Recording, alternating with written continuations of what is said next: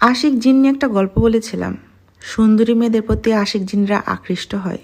আজকের গল্পটা উল্টা, সুন্দর ছেলেদের প্রতিও জিনেরা আকৃষ্ট হয়। ঈদের ছুটি কাটিয়ে সবাই মেসে ফিরতে শুরু করেছে। আমি ফিরে শরৎকে পেলাম। দুদিনেই হাসান চলে এলো। চতুর্থ রাতে অবিও ফিরল। সময়ের সাথে খেয়াল করলাম অবি একটু অদ্ভুত আচরণ করছে। এই যেমন একা একা বিড়বিড় করা, বাথরুমে ঘন্টার পর ঘন্টা কাটিয়ে দেওয়া, সবার থেকে বিশেষত সিগারেট থেকে দূরত্ব চলে রাখা।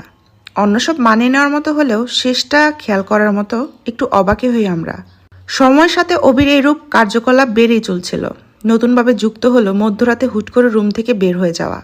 কখনো ছাদে গিয়ে বসে থাকতো, আবার বা কখনো বিল্ডিং থেকে নেমে অন্য কোথাও, যা কেউ জানতাম না কোথায়। সেদিনও যথারীতি মধ্যরাতে রুম থেকে বের হয়ে ছাদে চলে গেল অভি। তবে পিছন পিছন ও ছাদে কার কি করে ওই উত্তরটা জানার জন্য বের হয়ে গেলাম আমরাও। আমরা বলতে আমি আর শরৎ। সিঁড়ি বেয়ে উপরে উঠছি। ছাদের দরজার আগে আড়ি পেতে শুনতে পেলাম অভি কারোর সাথে কথা বলছে। দ্বিতীয় বয়সটা একটা মেয়ের হবে, ভীষণ মায়াবী কণ্ঠ। দরজায় উকি মেরে দেখার চেষ্টা করলাম মেয়েটাকে। নেই কেউ। বেঞ্চে অভি একাই বসে আছে, একাকে কথা বলছে। তবে কয়েক মুহূর্ত আগেও যে এখানে কোন একজন মেয়ে ছিল সে ব্যাপারে আমরা নিশ্চিত। ছাদে খুঁজে কাউকে না পেয়ে চেপে ধরলাম অবিকে। না, কোনোভাবে ওর মুখ থেকে কিছু বের করতে পারিনি সেবার। কিছুদিন পরের কথা। একইভাবে অবি ছাদে গেল। পিছনে আমার সাথে শরৎ, হাসান দুজনই আছে। আবার কান পাতলাম, একই কণ্ঠ। জিজ্ঞাসা করছে, আজ দেরি করলে যে? আমরাও দেরি না করে ঢুকে পড়লাম। কেউ না থাকলেও সবার চোখে পড়ল দ্রুত প্রস্থান করা ছায়ামূর্তির। অভি বেশ রাগান্বিত হয়ে জানতে চাইল আমরা এখানে কি করি। চাঁদ দেখতে এসেছি, উত্তর দিলাম। রুমে এসে এ ব্যাপারে আলোচনা করছিলাম আমরা। না, অভি আসেনি। ছায়ামূর্তির ব্যাপারটা সবাই লক্ষ্য করেছিল। একজনের চোখের ভুল হতে পারে, সবার না।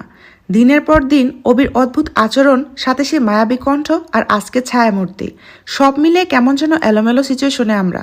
ভাবলাম কি ব্যবস্থা নেওয়া যায় এই ব্যাপারে। ডিসাইড করলাম অবির বাবাকে জানাবো। পরের সকালে চাচাকে ফোন দিলাম। চাচা অবাক হননি, বরং বিকালে এসে অবিকে নিয়ে পাড়ি জমালেন গ্রামে। ময়মনসিংহের এক অজপাড়া অঞ্চলে তাদের বাড়ি। সপ্তাহখানিক পর ফোন পাই চাচার। অবি নিখোঁজ 2 দিন যাবৎ, আমাদের এখানে আসছে কিনা। চাচার ভারসমতে এক মাওলানা সাহেবের কাছে নিয়ে গিয়েছিল অবিকে। হুজুর নিজের কাজ শুরু করার পর তাদের সামনে অবি নিজেই বলেছিল, তাড়াতে চাইলে হারাতে হবে, আরো অনেক কিছুই। সূত্রপাত নাকি সেবার ঈদে বাড়ি ফেরার সময় থেকে। গাড়ির অপেক্ষায় বৃদ্ধ গাছের নিচে দাঁড়িয়েছিল অবি। নজরে পড়ে যায় যুবতী জিনের। অনেক খোঁজাখুঁজি করেও আজ অব্দি পাওয়া যায়নি অবিকে। জিনের কাজ নাকি অন্য কিছু জানি না, তবে চাই যেখানেই থাকুক ভালো থাকুক আমাদের বন্ধুটা।